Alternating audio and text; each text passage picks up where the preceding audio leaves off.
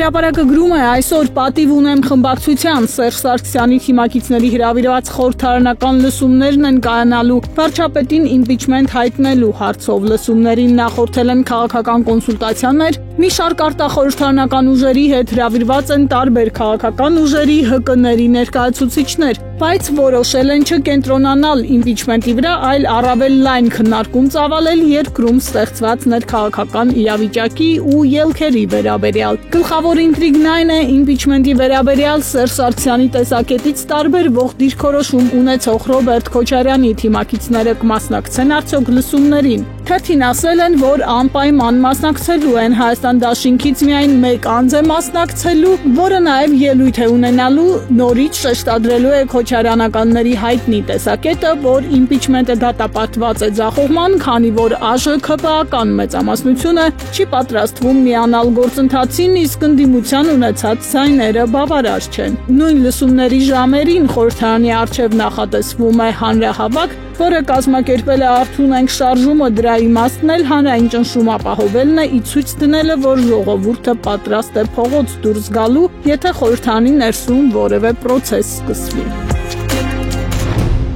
Ժողովրդի տեղեկություններով իշխանական կուլիսներում կայացվել է ընդդիմախոսների դեմ կոշտ պայքարի որոշում, ՔՊ-ի ներսում արդեն ձևավորվել են հատուկ PR խմբեր, որոնց հիմնական առաքելությունը լինելու է լրատվամիջոցների հետ համակարգված աշխատանքը, նպատակ ունենալով վարկաբեկել բոլոր ընդդիմախոսներին։ Ռազմավարությունը կառուցված է ընդդիմադիրներին բնում ոչնչացնելու գաղափարի վրա, հատկապես նշվում է, որ բոլոր այն քաղաքական ուժերը, որոնք առաջիկայում կհայտարարեն իրենց մասնակցության մասին 26 թվականի խորհրդարանական ընտրություններին անմիջապես կդառնան ՔՊ-ի թիրախը։ Տարբեր տվյալներով իշխանական թիմը պատրաստվում է ներխուժել ընդդիմախոսների անձնական ու մասնագիտական դաշտ, փորձելով վնասել նրանց հեղինակությունը, կանխել քաղաքական պայքարի ակտիվացումը։ Ընդդիմադիր դաշտում արդեն ձևավորվել են մի քանի թիմեր, որոնք առաջիկա ամիսներին մտադիր են հրապարակային հայտարարություններով գալ ընտրական դաշտ իշխանական ռազմավարության շրջանակում։ Հենց այդ թիմերը համարվելու են գլխավոր վտանգը, իշխանությունը պատրաստ է ցանկացած քայլի չեզոքացնելու համար նրանց։ Միևնույն ժամանակ հակաիշխանական ճակատում գործող քաղաքական ուժերի զգալի մասը գիտակցում է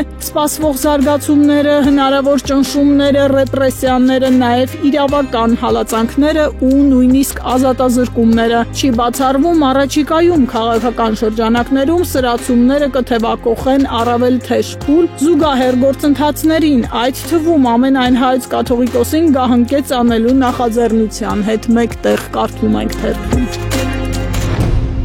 Հրապարակը գրում է, պարզվում է ՆԱՏՕ-ի խորհրդարանական վեհաժողովի 108-րդ Ռոուզ Ռոդ սեմինարին Հայաստան ժամանած թուրք եւ ադրբեջանցի պատվիրակներին մի լավ ման են տվել Երևանում։ Սեմինարին մասնակցող ադրբեջանցի Մուրադ Մուրադովի համար գիդի առաքելությունն իրականացրել է ԱԺ պաշտպանության հանձնաժողովի փոխնախագահ Արմեն Խաչատրյանը, մատենադարան է տարել, շրջել Երևանի փողոցներում։ Ադրբեջանցին տպավորված է եղել Երևանի հին շենքերով, շփվել են ռուսերենով։ Հայաստանն ու Հարավային Կովկասը փոփոխվող աշխարհում ամրապնդելով ժողովրդավարություն ու տարածաշրջանային անվտանգությունը թեմայի շրջանակում սեպտեմբերի 22-ին անցկացված սեմինարին մասնակցել են ՆԱՏՕ-ի անդամ ու ասոցացված երկրների շուրջ 160 պատվիրակ։ Հենց սեմինարի շրջանակներում էլ ադրբեջանցի պատվիրակը հայտարարել է, որ Ադրբեջանը տարածքային պահանջներ չունի Հայաստանից, բայց Հայաստանի անկախության հռչակագրում եւ սահմանադրության մեջ կան տարածքային պահանջներ Ադրբեջանի նկատմամբ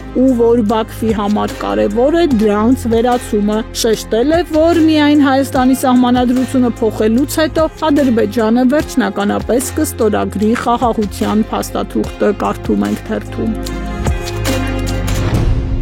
Հրապարակում կարդում ենք, մինչև Աննա Հակոբյանը Չինաստանում կրթվում է, նրա կրթվելը նորաձևե լոզունգը շարունակում է Հայաստանի մարզերում հաղթարշավը։ Վերջերս նոր բիլբորդ է հայտնվել Արարատում, կրթվենք եւ հարստանանք, ներքևի հատվածում միացիր շարժմանը, այդպիսի ցուցապաստառներ կախված են գրեթե բոլոր մարզերում։ Թերթին հետաքրքրել է գովազդի համար իմ քայլը հիմնադրամը վճարում է համայնքապետարաններին։ Արարատի ՔՊ-ական համայնքապետը նախ զարմացել է հարցից, թե որտեղ է փակցված, ասել են իր ղեկավարած քաղաքում։ Թերթի տպավորությամբ քաղաքապետը կարծես թե առաջին անգամ է լսել այդ մասին, լսել է ու ասել, թե հարցը գրավոր ուղարկեք։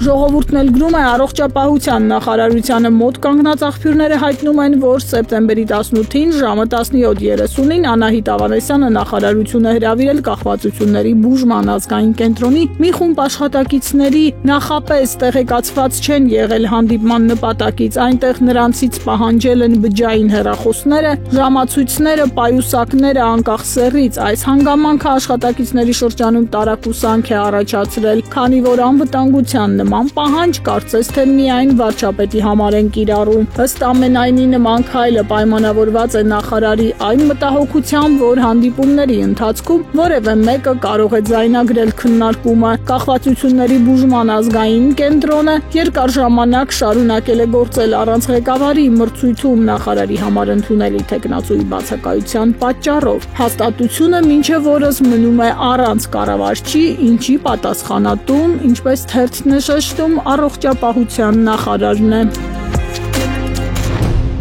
Հրապարակում էլ կարդում ենք ՔՊ վարչության ընտրությունները, ԱԺ պատգամավոր ՔՊ աշխատակազմի ղեկավար Արուսյակ Մանավազյանին էլ օթերից իջեցրել են։ Փաշինյանի աջ ձեռքը, որը նաև նրա թերթի ու ընտանիքի գանձապահն էր երկար տարիներ, մինչև վարչության ընտրությունները թե խմբակցությունում, թե կուսակցությունում ամենաազդեցիկներից էր ու ռուլիտերանում ներկուսակցական հարցերը։ Շատերը կասկած չունեին, որ Փաշինյանի շնորհիվ նա ընտրություններին բարձր ձայներ է ստանալու, բայց 1000-ին մոտ պատվիրակներից ընդամենը ստացել է 308 ձայն և կանանց քվոտայի շնորհիվ միայն անցել է։ ՔՊ-ում ասում են, որ նա մանտրաժի մեջ է և դա նաև նշանակում է, որ Փաշինյանը բավարար հեղինակություն չունի կուսակցությունում, հազիվ իր հարցերն է կարողանում լուծել, իսկ նրա մերձավորներին անգամ մարդիկ ձայն չեն տալիս, որովհետև առաջնորդի կամքն այլևս որոշիչ չի դառնում։